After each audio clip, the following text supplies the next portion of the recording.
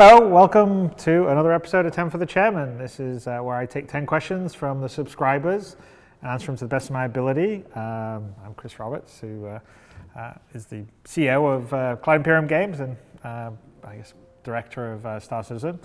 And subscribers are the subset of our community that have pay extra money every month, or contribute, I should say, extra money every month to help us do enhanced community content. So this show, Around the Verse, a whole bunch of the other video segments, this monthly magazine we do called Jump Point that is usually somewhere between 50 and 70 pages in length of behind the scenes background on how we built ships or design a system, has fiction and sort of lore descriptions of various parts of the galaxy.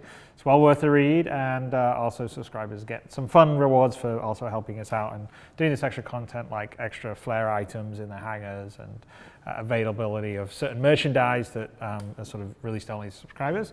But thank you very much for helping us be able to do all this kind of additional content. And I'm going to say I'm happy to be back in Los Angeles for a few weeks. As you know, I'm sort of spending my time between Europe and the US. So here in LA, I'm actually going to go out to Austin for a few days next week. But it's nice to be back in the US and LA, where obviously I live. But of course, I'll be back in UK mid-April, and also I tend to spend 1 week in Germany and 2 weeks in the UK, and then back here for 2 to 3 weeks, and sort of rinse and repeat, and that'll be sort of ongoing this year while we're working to get Squadron 42 out, as well as pushing forward the Persistent Universe and Star Citizen. So there you go. So it's nice to be back, so you'll get a few of these from me before I head back to the other side of the pond. So let's get to it. The first of the questions is from Mortis Rigger, who asks, for ships with both vertical and horizontal flight mechanics, the Car-2 Owl and the Reliant, will these flight modes be manually activated, or will each flight mode be for landing or flight exclusively? I would say right now, obviously the Car-2 Owl, the flight mode is either you're vertical when you're flying, and then you sort of switch to be sort of more horizontal in the landing mode. The Reliant itself has sort of a vertical mode and a horizontal mode, and I would say that potentially those could not necessarily be limited to landing and flying. Not sure about our very first flight implementation of how we're going to do that, because the default is the horizontal for the landing and the vertical for mostly flying.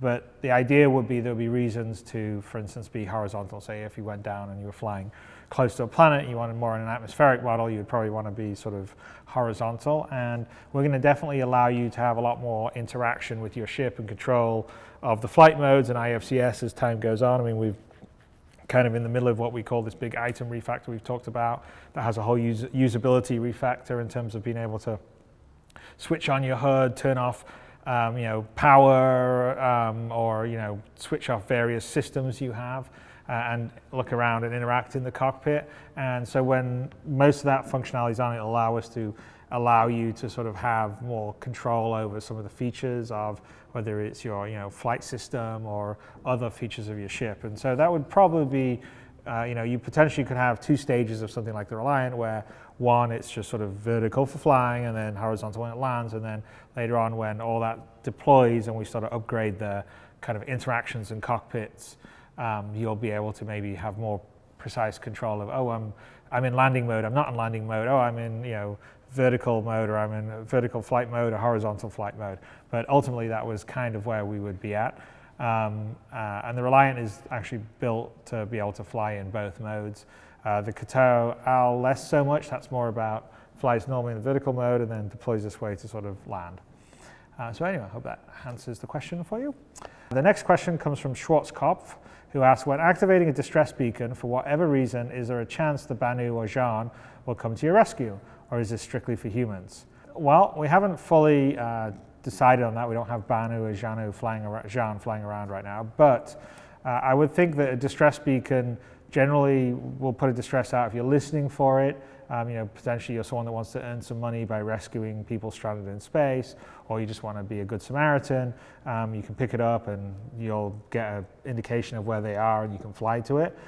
It also potentially could be used by less than scrupulous people that may want to, do something nefarious, if especially in sort of unprotected area, or potentially someone like the Vandal, if they're around and maybe they're listening for beacons and they would come over to see where the beacon is if they're being especially dastardly, which occasionally the Vandal can be.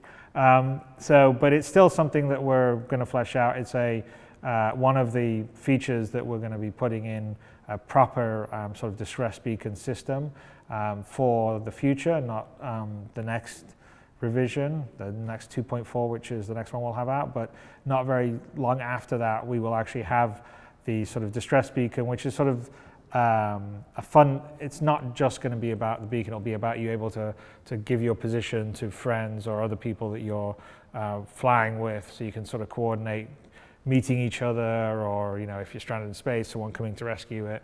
So that's actually part of the system that we have scheduled to be fleshing out to allow you to sort of meet up or find people in the middle of space, which is obviously very big. There you go. So potentially we may make it that if you're in a Banu area, Jean area, and you've got a distress beacon out, if there is a Banu or Jean ship, they may come and rescue you if it makes sense for them.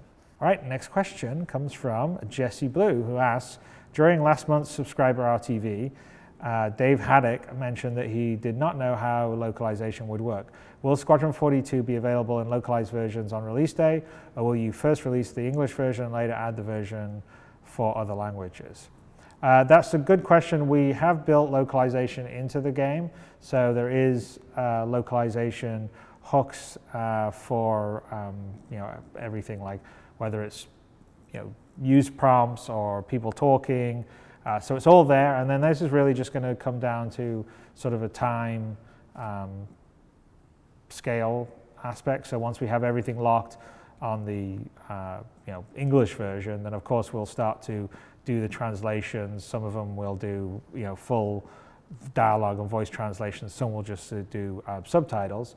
And then the question of whether it will be sort of day and date or with the localized versions, or we'll do the English first and the localized ones will come out later, will just really depend on kind of how long that process will take and how we feel the base game is. And if people are really eager, maybe we'll give the version that's just English out to the backers so they can get it a little earlier, and then the fully localized version sort of is like the commercial release version that's a little later.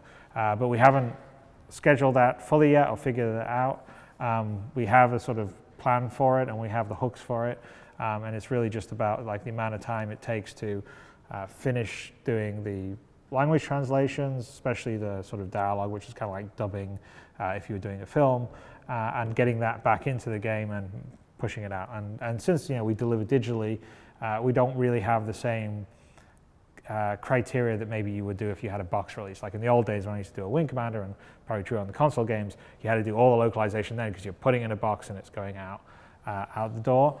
For us, we're digital, so potentially depending on schedules and timings, we may feel like, well, the English version's amazing, but it's going to be another 4 weeks before the German version's ready, and maybe everyone wants to play something now instead of wait another 4 weeks, and so we could release the English version early, or we may decide, well, we'd like those extra 4 weeks to do some extra polish and bug testing while we're dropping in the German and the French versions, for instance.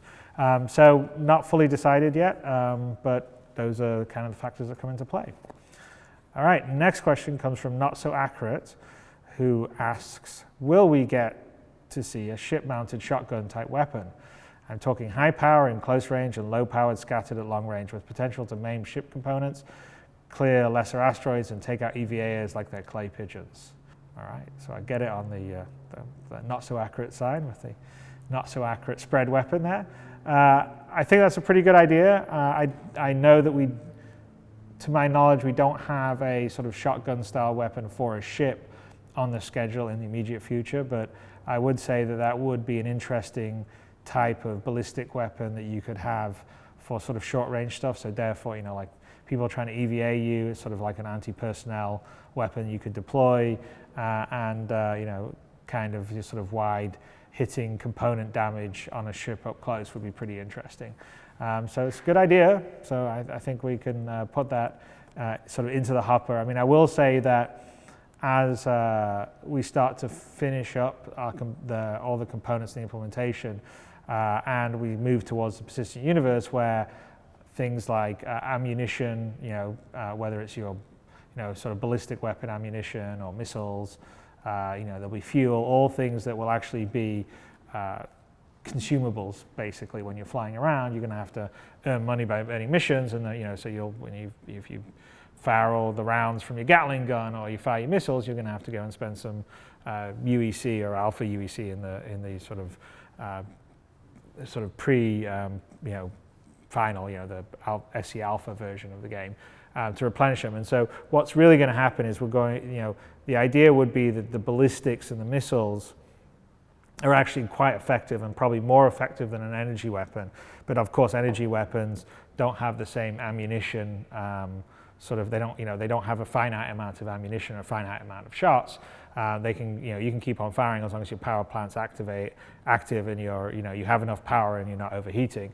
And so what should be the case is that the ballistic weapons or the missiles are in fact more effective in the future, and we will make this adjustment once they become sort of perishable, as you have finite amount of ammunition. Because what the gameplay should be is you sort of juggle between either your energy weapons or your ballistic weapons or your missiles, and you use them depending on situation. So if you want to really sort of do some damage quickly and not get held up by shields, for instance, which is one thing that you do get with ballistic weapons, is they will penetrate through shields, you would use ballistics. But the downside of using a ballistic is obviously that you have a finite amount of ammunition, and you will have to go and replenish it when you get it to the next space station or land at the next landing area. And so we want that kind of juggle between them, and so it'll be kind of cool. And so having some cool different ballistic weapons would also be interesting, like a sort of spread shotgun weapon. And I think there'll be more weapon management by players in the persistent universe going forward, especially once we have persistence in and consumables in and things like wear and tear and all the rest of the stuff that we're going to be starting to roll out over the rest of this year. That will allow you to sort of manage your components and equipment better and have different strategies depending on the situation you're in. And I think that's going to make for a much more interesting long-term game. So what you see right now in Arena Commander, or potentially what you see right now in SC Alpha in terms of the weapon management, isn't really what it's going to be once more of the features and persistence is in. And of course, the first stage of persistence will be the next release, and then over the subsequent releases we'll flesh it out more and more. And I think the gameplay will become quite different, and there'll be more variations, and it'll be a bit more interesting. So there you go, that's something to look forward to. The next question comes from, in square brackets, Scum Jizmac, who asks, as a community, we are already starting to see a splintering of players who prefer one brand of ship over another. What is the possibility of the development groups giving updates for each particular brand in Jump Point, for example? Personally, I'd like to stay abreast of all things Aegis Dynamics. Yeah, I think, to be honest with you, I think I've seen that since the beginning. So even back in the early days when we first launched the campaign in October of 2012, there was people that were sort of Origin fans, or there was people that were Anvil fans, or people that were RSI fans. And it's kind of cool because the whole goal was to sort of go with this idea of ship manufacturers being very much like car manufacturers. So you're into a BMW, or you're into a Mercedes, you're into a General Motors car, or whatever it would be. And so I kind of like that. We definitely have this subsection called the shipyard that's in our forums, and we're really going to be making a push. We sort of fallen away a little bit in the Ask the Dev section in terms of people being active and responding, so we're trying to bring that back more to the forefront and focus our developers on spending a bit of time there. The problem is obviously there's a lot of work to be done, as you all know, and even though we've got a company of about 300 people now, they're all very busy trying to get both Squadron 42 and Star Citizen pushed forward as fast as possible. So sometimes getting on the forums and asking questions is something, when they're having to have a bug they have to fix, fairly far from their mind. But from our standpoint, the community is kind of what made the game, what's enabled us to get to where we are. And I think that debate's really good for not just the community, but for us as well, to sort of see people's ideas and thoughts and maybe take them on if we agree with them. So we are going to be stepping up a bit more like that. I do, longer term, we're going to,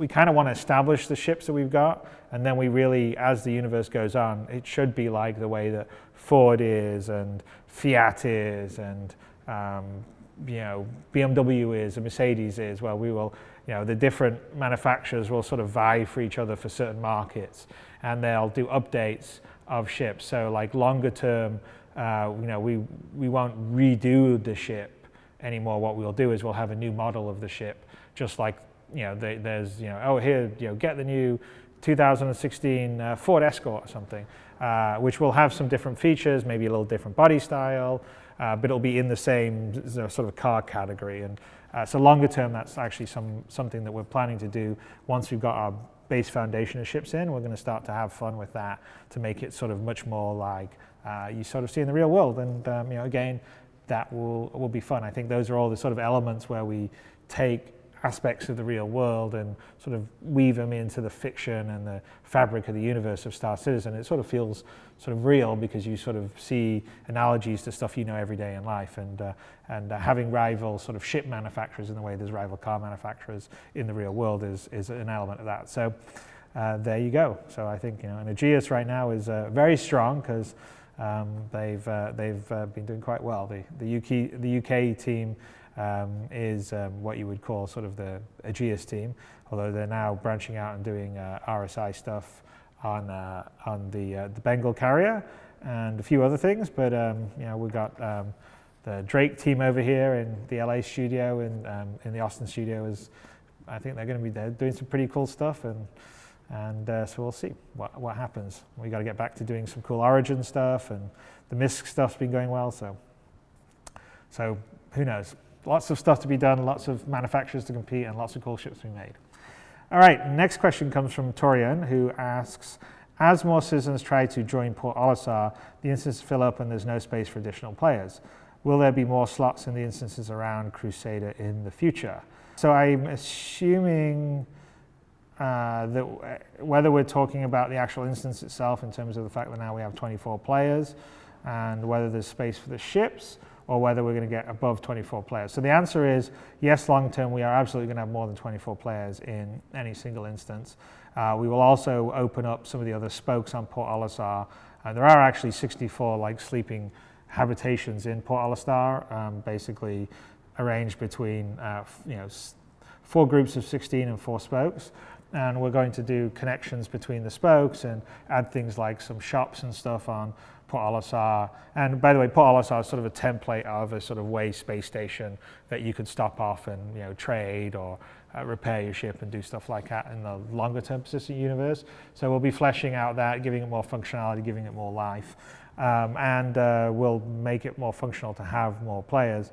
And in the meantime, we are working on back-end stuff to be able to have more players happening in any one instance, and also have players sort of seamlessly sort of go between instances. So the idea, I've mentioned it before in 10 for the Chairman, is to sort of have a mesh of servers in the cloud that are dealing with one contiguous space, say the Stanton system where Crusader's based, and then the different servers manage a certain group of players. And as someone, say, travels from Port Olisar to, say, Port Korea, and we've got more than the limit that one server can handle, say right now 24, we would maybe have a server sort of looking after the area around Port Korea, and a server looking after the area around Port Olisar, and a server looking after the area around Covalex.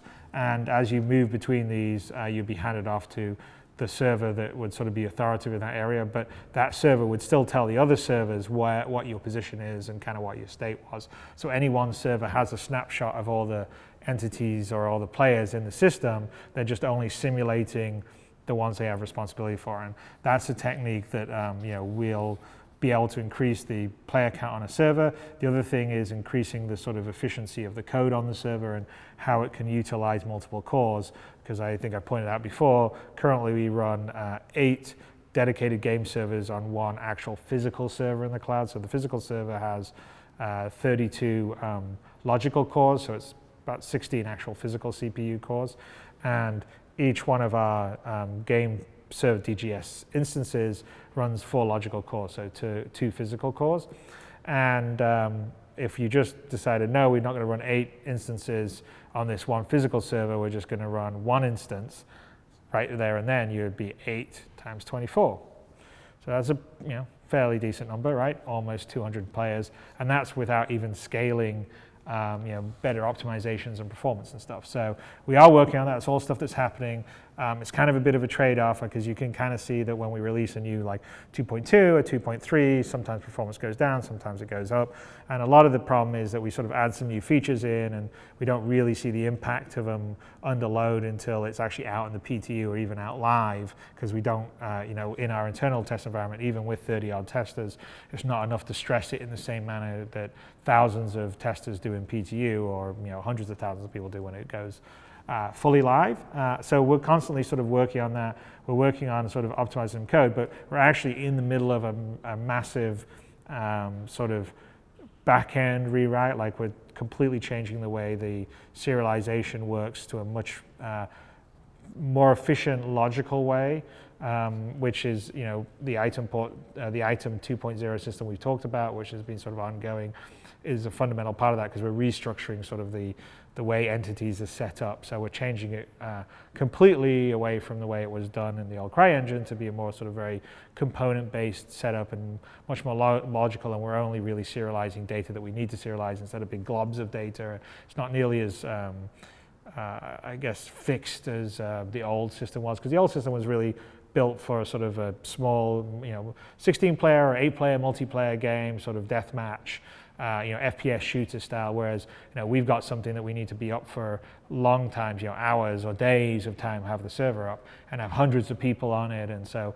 our ability to scale needs to be much bigger. So this is something we've been working on for quite a long time, and we're still working on it. We're getting close to having sort of the fruits of it being born in the near future. So this is very much analogous to us using, when we did the zone system and the moving to 64-bit math instead of 32-bit math. And all those things sort of paid off, and it's what what allowed us to be able to do Crusader and the local physical grids and all the cool stuff that you've seen from 2.0 onwards. And so a lot of this other back-end stuff we're working on is going to make the experience much better, much smoother for you, have a higher frame rate on the server. One of the reasons why people see desync issues now and maybe some imprecision issues is the actual server, when it's under load, is running at actually a fairly low frame rate, even compared to client. So you could be on a client running at 40 or 50 frames, yet the server's only running at 10 or 15 frames. Now, the server running at 10 or 15 frames is simulating physics only at 10 or 15 frames, which means there's big steps between each frame, whereas on your local machine, you've got much smaller steps. And so what could happen is, on the server, you could be here. This is something that happened in the EVA situation. And the next frame of what the server thinks you're doing is like your player's like halfway in the wall of the ship, he's moving outside. But on your local client, you haven't, because you've got all the fidelities, so that hasn't happened. But on the server, it goes, oh, look, he's sort of halfway in the world, so I'll give him a big impulse to try and get him out. Whereas the server isn't in the same position, and so you get this big impulse on the server, which basically catapults your EVA person and could potentially kill them from the damage. And that was one of the things that was creating, say, some of the deaths that you would see in sort of an EVA transition going in and out. And partly that was because the server on the physics step was running at a much slower frame rate than the client stuff. So we're sort of working on things to make all that better. It's work in progress. It will take a little while to get going, but once it does, I think it will be better, and there'll be a lot more people in the instances, and we'll be moving smoothly between them. So these are all things that the network team is working on. I wish we had more members of the network team. We have essentially about 4 engineers that work on the sort of game server network side, and then we have another 3 that are working sort of in the back-end services side. But if any of you out there are network engineers and want to work on a really ambitious game, let us know, because we've had open positions for this for quite a while, and we're always looking for good people, because the things that we need is, network is a big need for us on the engineering side. AI is a big need, and physics, if there's any physics geniuses out there. But if you talk to anyone in the game business, those are all the areas that are generally hard to find people. But we're moving along, and it's going to be pretty cool when it's all said and done, because we're basically building a system, and I've talked about it before, that's sort of the next generation of how you build these online sort of cloud-driven system, so we can distribute across many servers and process more than you would in a traditional sort of single server setup. So anyway, probably long answer for whether or not there'll be spaces for more additional players, but there you go. Okay, next question comes from Drucifer, who asks, what can we expect going forward with regard to yet to be placed into concept ships? Ships like the starter RSI Zeus, to the rumored new Pirate Interceptor and the much speculated Corvette. Well, I don't think the RSI Zeus will be a starter because it's an old legacy ship. I think it was one of RSI's first starfaring ships. I think there's a model that you can get in your hangar for it. There is there's a fair amount of work that we're going. We've got some concept ships that we've looked, and obviously we've got a few that we owe. So the Corvette is basically replacing the spot that the Idris left. And that's going to be an RSI ship. We're calling it the RSI Polaris at the moment. And then the Pirate Interceptor is to sort of allow you to a sort of quicker, more maneuverable, just straight dogfighting ship if you're a pirate, because the Cutlass is cool, but it's kind of a jack of all trades. It can absolutely fight and it's pretty tough, but it also carries, it can carry people or a little bit of cargo around, and so it's kind of good for maybe boarding actions and stuff like that. But so it's almost a bit more like it's a sort of like fighter / drop ship. Whereas if you're a pirate, you may also need some sort of interceptors, and maybe you don't want to just be sporting a Hornet or something. So that's going to be the Drake Buccaneer that we're working on. There's a lot of cool stuff, and the next one we are going to probably focus on is a sort of a much smaller mining ship. I know people have been looking for ships that aren't just necessarily combat oriented and also involve different roles. And with our procedural planet setup, we've been looking at like how we can have sort of ships that players could go down and say maybe fly around and scan and pull in some minerals, because we'll make that part of the gameplay when the procedural planetoids sort of roll out, which is going to be in the near future. And so some of them will just be sort of rocky planetoids made with minerals on. Some will be a bigger planet with oceans and all the rest of the stuff on. But one of the things we think we could do in a large procedural area is sort of look for minerals and basically mine for them. And so the idea is that the MISC Prospector will be sort of a one-person version of that, because the RSI Iran, which is the big mining ship, is very much built for sort of the bigger mining operations and massive asteroid fields, and it's a super cool ship, but it's a really big ship and isn't so inclined to working down on sort of the planetary surface stuff, looking and mining and strip mining materials. So that's really what the MISC Prospector is, and the MISC Prospector is going to be built to pull up and gather in minerals, and then maybe take the containers and put them on another ship, like one of the hull classes that you can fly off somewhere that needs the minerals, and it should be pretty cool. So the design's coming along well, and hopefully you guys will be excited. And like I said, it's a non-combat ship, so I know that a fair amount of people ask for that. I think it's one of the cool things with Star Citizen is that it's not just about dogfighting and fighting people. There'll be many other ways to make money, and maybe there's people that have to protect the mining operation, and there's people that are doing the mining operation, and these will all be great ways to make money. Next question comes from Heroic Frog, who asks, the Vault shows various component manufacturers. Can we expect same company synergy bonuses when choosing components, such as an Aegis cooler would work better with an Aegis ship? Or will third-party component companies such as JSpan and Wen Castle have better overall stats due to component specialization?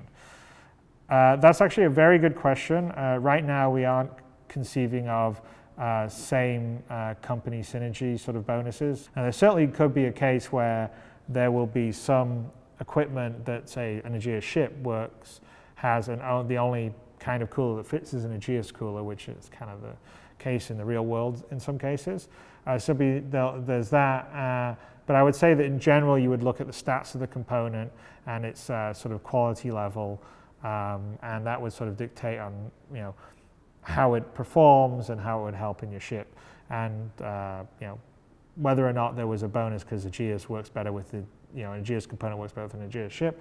I don't know yet, and that's actually something that I will actually bring up, because we're sort of in the middle of sort of finalizing a lot of our component stats, so that could potentially be kind of a cool thing. Like maybe there's an extra feature that you get with an Aegis cooler in an Aegis ship that it'd still operate as a cooler on another ship, but you just wouldn't have the extra sort of like, I don't know, fidelity or reading, which can happen sometimes where you can have a cooler, like on a computer, and if it works, put the Corsair cooler in the Corsair case, it's like built for it. You can take the Corsair cooler and put it somewhere else, but it maybe isn't quite as good of a fit or works quite as well. Next question comes from Witcher, who asks, how will larger ships like the Idris be controlled by the player for flight? Will it be controlled via a cockpit-style seat control or more like a strategy layout via a holo map? What size ships will these control interfaces, if different, begin from? Carrack or larger? Will the Idris also have a form of manual control to manage flight through tighter spots? So the plan for the big capital ships is much like what happens on a big seafaring ship in today's world. So there's a helmsman position, and the difference between the sort of bigger ships is that you'll have multiple crew stations, multiple seats where people, one person's just a helm, the other person's doing comms, the other person's doing weapons, the other person's doing radar, and potentially you have like a captain's seat, and they're giving instructions to the various people manning the different seats. I would say it's a bit more, it'll be sort of, I don't know whether it's a cockpit style seat control, because potentially the interface for you controlling the ship is all different, but it'll be very much like a helmsman's station on a sort of a Navy ship that you would see in today's world. And that's how we've set up the Idris, and how we're setting up the Bengal, and I would assume that will be there. There may be a mode that we'll do, because we've talked about several different kinds of modes. One, sort of like moving your ship around, and because the big ships are sort of going to be sort of slow. It's like moving a slow ferry or tank around. There may be a mode you can switch into where if you've got a certain kind of flight control system, besides just sort of maneuvering the engines and position, strafe position on your ship, you also could maybe have sort of a holographic display, and you could click and say, I want the ship to go to this area or that area. And then the cap ship version of IFCS sort of tries to get you there, and then you could manually take it over and adjust the courses. So that's kind of what we set up. I mean, John Pritchard already has a task for him to sort of do that second stage. So stage one of the cap ship stuff is sort of the big massive ship handling, which we're sort of in progress for. We need it for the Starfarer, and then obviously the Idris afterwards. And then the second stage will be sort of a kind of a more sort of go-to positional mode that you could do, where you could say, I want to go 100 meters to this spot 100 meters ahead, and the system tries to maneuver you there. So you'll have those, and you'll be able to switch between both of them. So I hope that answers the question. All right, last question comes from Premium Shank, who asks, will some parts on the Glaive be able to be used to repair the scythe, even though they are human-made and not Vandal-made? Yes, I think that would probably be the idea. I mean, the idea with the Aspera stuff is they've sort of captured real Vandal ships and fabricated as close as possible the parts for sort of these, whatever you want to call them, sort of red flag versions that you're going to fly and fight against. And so you should be able to use those parts to interchange. I don't know whether there'll be sort of a difference or a bonus between, if you repair your captured scythe with human parts, if it's quite the same as getting captured Vandal parts. We haven't made a decision on that, but you definitely should be able to repair your scythe with sort of existing sort of Aspera parts that they've manufactured to be duplicates of it. All right, so there you go. I hope those 10 questions were informative. Thank you for spending time to listen to this. Thank you, everyone out there as a subscriber, for contributing money every month and enabling us to do this enhanced community content, which I think is one of the big reasons why Star Citizen does so well, and why we have such a great community. Is because there's a huge amount of interaction between us making the game and you guys helping us make the game in a way that you're an extended part of the development team, and part of the way we do that is having the resources and time to film this and film other things, and having a fairly large community team that can spend time interacting with you, and also in helping the interface between you guys and the developers. So we sort of all trying to build the game of all our dreams, which is really honestly what Star Citizen is. So thank you very much. Thank you to everyone that's a part of the community and backer out there, because without you guys, we wouldn't be able to be where we are. I'm every time having a massive amount of fun. It's a lot of work traveling between here and Europe, back and forth, but it's actually really cool. We've got an amazing team. We have 300 people now on a worldwide basis, and there's a huge amount of talent. And I see things on a regular basis every day that I go, yeah, it's gonna be so awesome. So thank you guys, and I will see you next week. Bye.